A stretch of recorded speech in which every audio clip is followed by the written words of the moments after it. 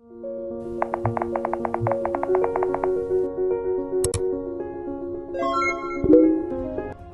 उनका जब रिजल्ट आया, मैंने पता लगाना शुरू किया कि कहाँ पे आगे की पढ़ाई करानी है। क्योंकि साइंस की बात थी और कैरियर की बात थी, तो मैं भी बड़ी प्रोफेशनल टीचर ही हूँ। तो मेरा अपना सर्कल है, उसमें मैंने पता लगाया कि हावड़ा में कोई बहुत बढ़िया टीचर हो ताकि हमको बाहर नहीं भेजना पड़े बच्चे को पढ़ने के लिए। तो कुछ सर लोग रेफरेंस किए, तो सबसे ज्यादा रेफरेंस जो है अर्जुन एकेडमी का ही आया और केशव सर का आया कि आप वहाँ आराम से भेज सकते हैं। फिर हम लोग सर से पढ़ लेते। 5 बजे उठता था कि मेरा स्कूल 6:30 बजे रहता था। फिर 6:30 से ये 11:30 तक स्कूल था। एंड ये I am thankful to my school also, ये सृजन विद्यालय। वहाँ पे ये साइंस पढ़ा। फिर उसके बाद जब 11:30 से मैं अगर मतलब यहाँ पे क्लासेस जिस दिन रहता था, उस दिन मैं ये डायरेक्टली यहाँ आ जाता था ये सेंटर से वाया बस। फिर मतलब और मतलब वहां से अपने घर से यहाँ हावड़ा तक मैं ट्रेन जर्नी प्रेफर करता था। फिर सारा दिन ये पढ़ता था और फिर क्लासेस करता था। फिर उसके बाद तो लगभग 9 बजे तक रहता था यहाँ पे। फिर और घर के लिए चल जाता। उसके बाद कभी मैं घर जाके भी थोड़ा बहुत ये कल की तैयारी कर लेता था। फिर उसके बाद जिस दिन क्लासेस नहीं रहता था, उस दिन मैं यहाँ पे लगभग 1-2 बजे के करीब आ जाता था। फिर अपना कुछ ये सेल्फ स्टडी करता था। फिर क्लासेस करने के बाद फिर मैं यहाँ से फिर चला जाता था। जो रिवीजन है वो मतलब बहुत ज्यादा इम्पोर्टेंट है। आप एक साथ इतना सारा इंफॉर्मेशन नहीं मतलब कैरी कर सकते, वो भी एक ही बार में।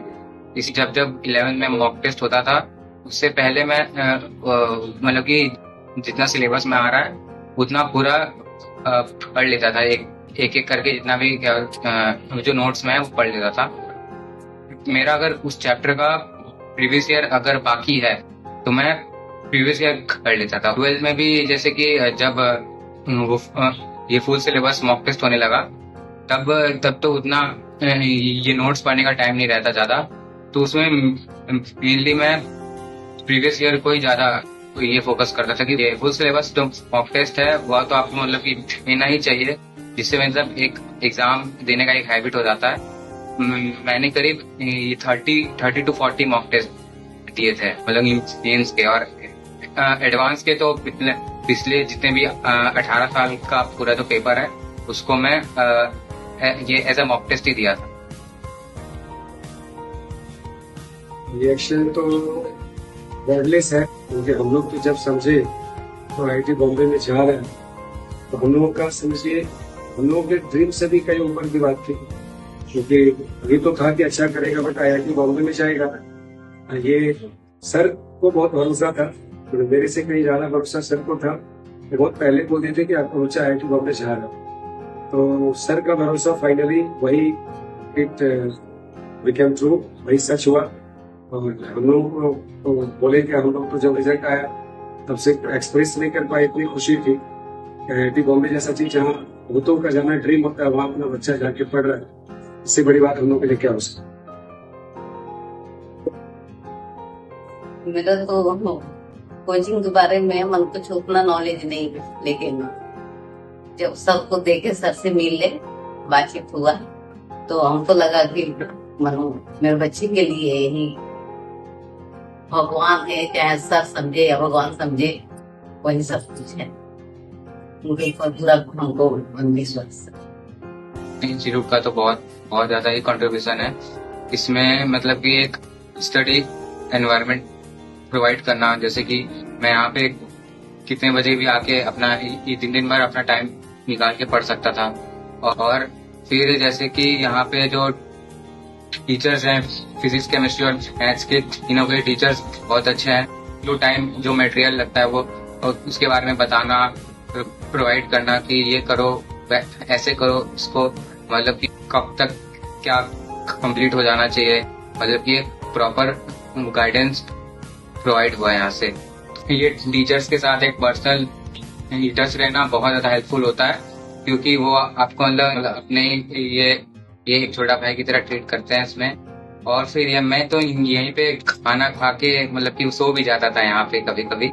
तो फिर इससे मतलब यहाँ पे एक अनकंफर्टेबल नहीं लगता था, जिससे मेरा पढ़ाई और भी स्मूथली होता था। मैथ्स में तो जो टीचर, तो सबसे पहले जो टीचर बोले वही करना चाहिए। मैंने डिसएंगेज किया है, और फिजिक्स में मैंने HC वर्मा और NCERT और प्रीवियस ईयर तो ये हर एक सब्जेक्ट के लिए करना ही करना है। और फिर आपका ये इनऑर्गेनिक केमिस्ट्री का बात आ गया, तो उसमें आप सिर्फ NCERT पे फोकस करेंगे। NCERT plus class notes plus पिछले साल का जो ये जितने भी क्वेश्चंस हैं, तो आपका वो वैसे ही स्ट्रांग हो जाएगा। और तो फिर जितने टीचर तो आपको मटेरियल टाइम टू टाइम उसको जब लगता है उनको जब लगेगा वो दे देंगे। और फिर फिजिकल केमिस्ट्री में आप NaOH को प्रीफर कर सकते हैं, वो मतलब बहुत अच्छा किताब है, उसमें आपका मेन से एडवांस तक पूरा हो जाएगा। और ऐसे प्रीवियस ईयर तो है ही। और फिर आगे आपका ऑर्गेनिक केमिस्ट्री, तो उसमें आपको ये सॉल्विंग थोड़ा ज्यादा लगता है, उतना प्रैक्टिस वाला सब्जेक्ट है, तो उसके लिए आप ये हिमांशु पांडे को प्रिफर कर सकते हैं। ये एक MS चौहान भी किया जा सकता है, पर वो एक थोड़ा टफ लेवल का बुक है, तो आप पहले हिमांशु पांडे को प्रिफर कर सकते हैं। उसके बाद अगर आप MS चौहान में लगे तो उसमें भी आप कुछ चैप्टर्स में अपना कंसेप्ट स्ट्रॉन्ग कर सकते हैं। स्टडीज में कंसिस्टेंसी मेंटेन करना सबसे ज्यादा इम्पोर्टेंट है। मतलब कि जैसे कि अब एक दिन बहुत सारा पढ़ ले रहे हैं, एक दिन एकदम नहीं पढ़ाई हो रहा है, तो वैसे नहीं हो पाएगा। वैसे मेंस और एडवांस को लेके हम लोग बहुत ज्यादा परेशान रहते हैं, तो हम लोग को मेंस को लेकर ही फोकस ही रहना चाहिए। कि जनवरी अटेम्प्ट के लिए तैयारी कर रहे हैं, तो आपका जो ये सिलेबस है वो ये दिवाली तक तो पूरा हो ही जाना चाहिए। मतलब कि अगर आप दिवाली तक कंप्लीट कर लेंगे तो उसके बाद आपके पास बहुत सारा टाइम रहेगा और आगे एडवांस के लिए मतलब कि प्रिपेयर करने के लिए।